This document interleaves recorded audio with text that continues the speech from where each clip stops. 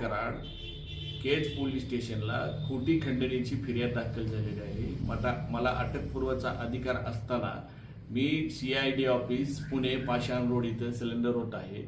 संतोष भैया देशमुखांचे जे कोणी मारेकरी असतील त्यांना अटक करावी व त्यांना फाशीची शिक्षा द्यावी। राजकीय दोषापोटी माझं नाव त्याच्याशी जोडलं जात आहे। पोलीस तपासात जे निष्कर्ष निघाले, मी जर दोषी दिसलो तर न्यायदेवतांनी मला जे शिक्षा देईल ती मी भोगायला तयार आहे।